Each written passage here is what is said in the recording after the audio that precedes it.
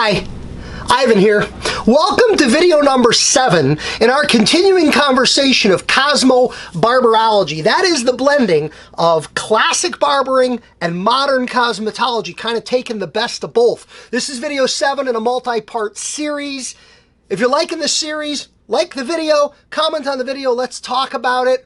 Turn on your notifications, subscribe to the channel, never miss a video. And if you know somebody in the business that can benefit from this kind of information, please share the video and turn them on to the great stuff we're sharing here.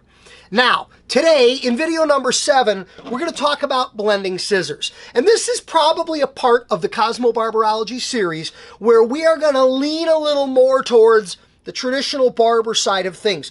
Blending scissors are very much a traditional barbering tool. And I want to make sure we clarify blending scissors. We're going to use these scissors for blending. That's right. It's a blending scissors. It's not a texturizing scissors. It's not a notching scissors. It's not a thinning scissors. Blending with a blending scissor.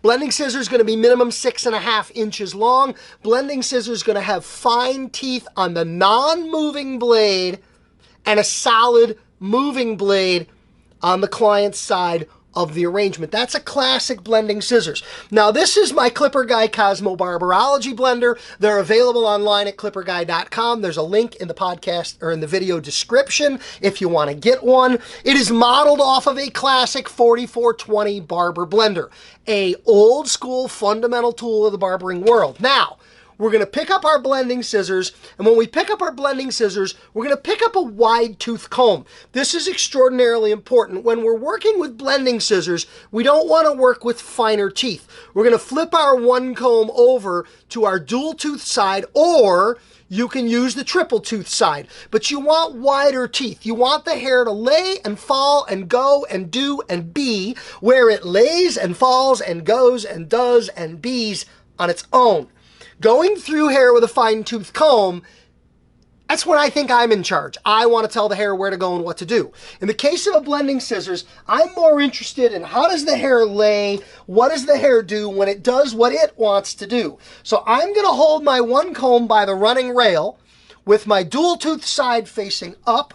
I'm going to use my blending scissors at an angle. I'm going to comb up sections of hair, and I'm looking for high points, jumps, bumps, steps, ledges, ridges, or demarcations in the hair. Anything sticking out off the surface, because I'm looking for that smooth surface transition, otherwise known as the blend. I'm looking for the blend. I'm going to work at an angle. If you hold the comb horizontally and you work horizontally, you're going to put steps or demarcations into the haircut. By working at a slight angle, things that need to be blended off will pop out of the comb and be seen in relief. Mid-tone color on the comb for visibility, wider teeth for flow, and a classic barber blender to make this smooth and effortless. This is how you polish up the surface of a haircut. Now, we have one other thing we do with blending shears.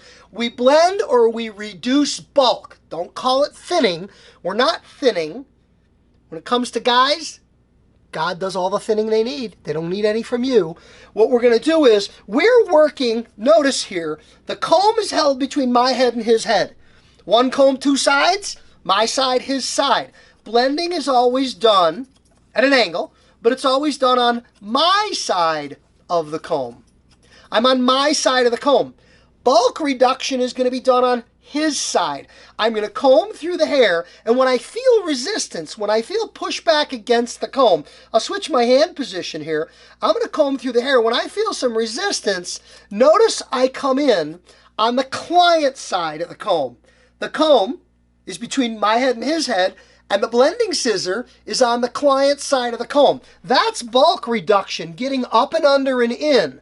Blending is being done on my side, and here I go. The running rail gives me a perfect grip. This one comb is superb for so much of this manipulation. We really designed this to give you so many ergonomic choices. That's why it's called one comb. You got your classic barber blender, you're coming in at an angle, and you're blending and polishing the surface of the haircut. Fundamental to the cosmo-barber-ology cutting system, and very much an acknowledgement of the contributions of barbering to this blended mix. Thanks for tuning in for this video. There's more to come in the cosmo-barber-ology system.